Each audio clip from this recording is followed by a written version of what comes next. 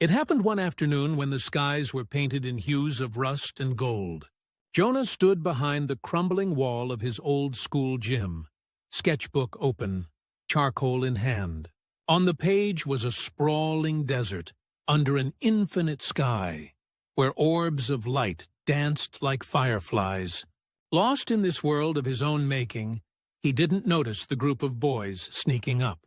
With a cruel laugh, they snatched his journal. Jonah froze. To him, losing that book would be like losing a part of himself. As he lunged to grab it back, it happened.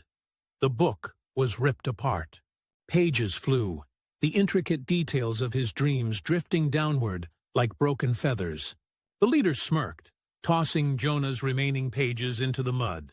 The words stung more than the push that followed. "Keep dreaming, Jonah. That's all you're good for." That evening, Jonah sat in his room staring at the ruined pages, the silence around him louder than words. His hands didn't reach for his pencils. Instead, he closed the door on his art. No one cares, he thought. Days turned into weeks. The spark Jonah carried dimmed, until one fateful evening when his mother came home with an unusual package. Inside was an old, scuffed easel and an assortment of paints. "For you," she said with a tired smile. She had saved for months to buy it. Jonah hesitated, staring at the colors he had never dared to use before. "Paint the world you see," she whispered, her voice soft but firm. Slowly, something awakened inside him. He began painting, hesitant at first, using colors to fill the empty spaces where his charcoal once reigned. He didn't know why. Perhaps a part of him wanted to prove that his visions were not meant for destruction. What Jonah didn't expect was to place the finished painting, his sprawling deserts and star-filled skies, in the window of the town's library. He wanted nothing from it, just to see it live outside his desk for once. Days later, his life began to change in ways he never imagined. People passing by the library window stopped to look. They talked about it. Some even left him notes saying they felt seen in his colors, in his world.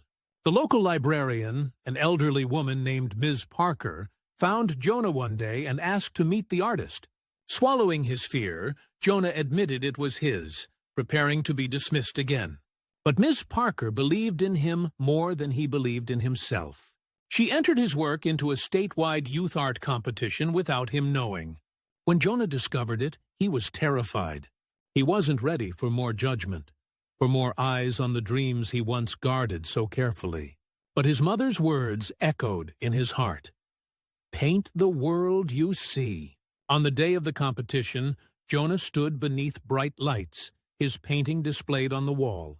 His desert, infinite and alive with the light only he could understand. Judges walked by, discussing techniques and colors, but Jonah couldn't hear them. All he noticed were the faces of strangers, captivated by his vision.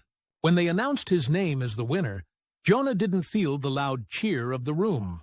Instead, he felt a quiet shift inside, as if for the first time he had given himself permission to be seen. The prize wasn't the money or recognition. It was realizing his dreams didn't have to stay hidden. Jonah went on to paint more visions, filling the walls of his town with the beauty he saw beyond its grayness. Kids at school no longer ignored him. Some wanted to learn. Some even apologized for tearing up his journal that day. Yet Jonah didn't linger on the past. His art, now filled with hope, had no space for resentment. The greatest lesson Jonah learned wasn't about skill or fame. It was about courage. The courage to show his true colors to a world that once seemed too cruel to accept them. And in that courage, he discovered something extraordinary. When you dare to see beauty in the shadows, others start to see it too. This is your story more than it is Jonah's. What dreams lie hidden within you, waiting to step into the light?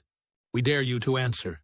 Discover more stories like Jonah's here, and maybe you'll find your own spark within.